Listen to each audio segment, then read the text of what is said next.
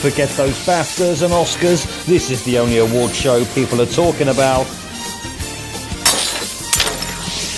So who's going for this coveted award tonight? As we find out, who's got shit in their eyes?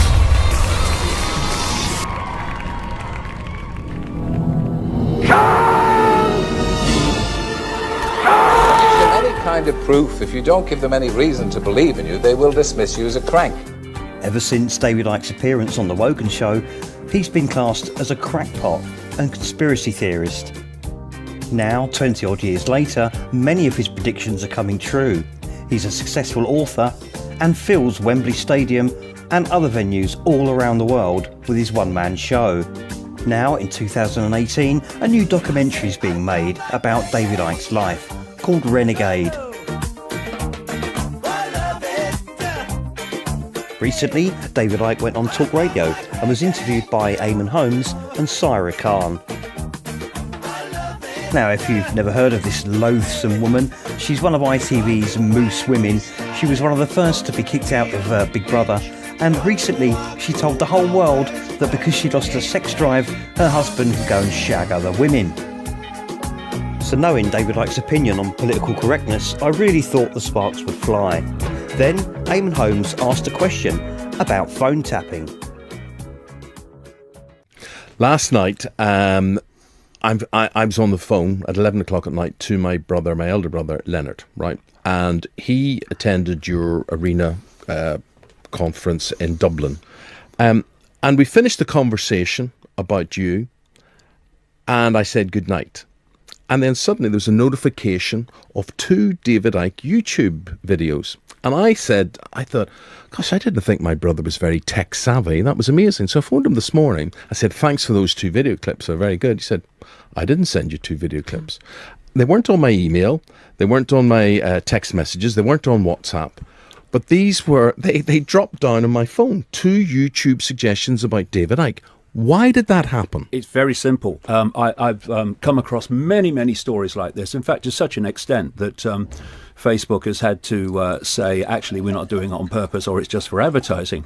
They are actually listening to conversations. Obviously, you've not got a human being sitting there, although if they're targeting someone, it's a human being. But the general population, it's algorithms. We're talking AI now. I mean, the possibilities of human manipulation of communication and the gathering of data now are limitless increasingly.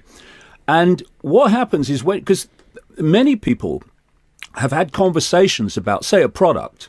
An aftershave, a concert ticket. And then it comes up on Facebook, and they weren't even, thinking that they were talking to Facebook. These are private conversations. Can I just ask you? So, just 5 minutes into the conversation, and she said her cage rattled already. Now, bear in mind, we're talking about phone tapping here, either algorithmically or by a human being. What she says next is incredible. What's wrong with that? So for some people listening her husband's in this business. What's wrong with that? So for some people listening her husband's in this business. Well, for some people, it's about convenience. It's about saving time. It's, that's exactly what I was looking for. I'll click onto it. So for some people... So that's more important than having private conversations in your own home, then? Well, for me, if I'm talking about a holiday and a holiday comes up... Who else is listening to that conversation? And what else you say apart that is not a product? But I don't live my life looking at what ifs. No, you don't. No, you don't, and that's why you're a doddle to scam, and you're a doddle. But I've never been scammed. How do you know that? How do you know that? But because I haven't. What's a scam? If a product comes up and you buy it, you haven't been scammed. Well, I made the choice to buy it.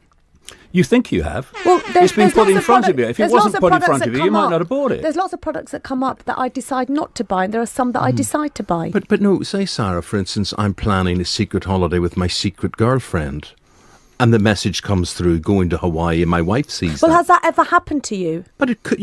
How many people has it happened to? I don't know. Don't judge the world by your own experience and your own opinions. Call in if that's happened to you. Call in to find out. And the point. I mean, that's astonishing, isn't it? I mean, we know these liberal leftards want more control, they want more government, and now they're actually saying, yes, we want our private telephone conversations to be bugged. I mean, that's just insane, isn't it? What's wrong with that? So for some people listening Her husband's in this business. well, So then, David Icke goes for the progressive left kill. What is called the progressive left, attacking Trump and saying it's terrible what's happened. I say to them, look in the mirror. Because the reason that someone like Trump could come to power, the reason that these parties are coming to power in Europe, is because so many people have been left voiceless for so long. For instance, if you have what is called political correctness, and we were talking earlier about censorship and what you can hear and what you can say. Political correctness is simply manipulating the population to silence itself. And when you talk, as I'm sure you do, to the general population, you find that their views of these issues are not the same as the mob. But the mob have got very organised, the Twitter stormers. And unfortunately, because so many people, particularly celebrities, are frightened of upsetting people, frightened of losing or tainting their image as they perceive it. In other words, frightened of what other people think. Again and again you see it. They're down on their knees, they're calling for the sackcloth and the ashes. I'm ever so sorry, please forgive me. And if we go on doing this, if we go on, then we're handing over power over our lives and our society to the mob, the people that intimidate people into their version of everything. And this is where we are now increasingly.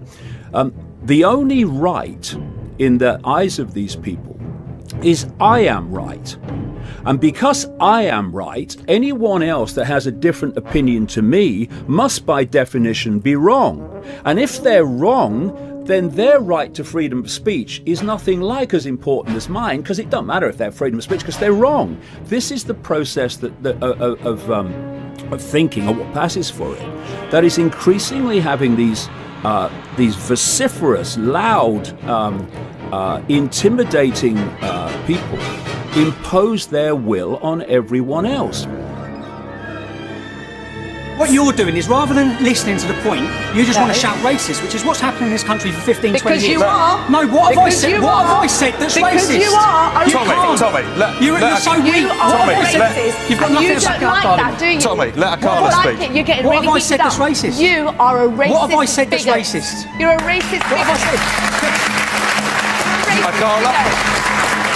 And you do not represent the views of the people in this country at all. All right, Sarah. Nothing. Carla. You've got no substance to your argument. You're not even backing it up.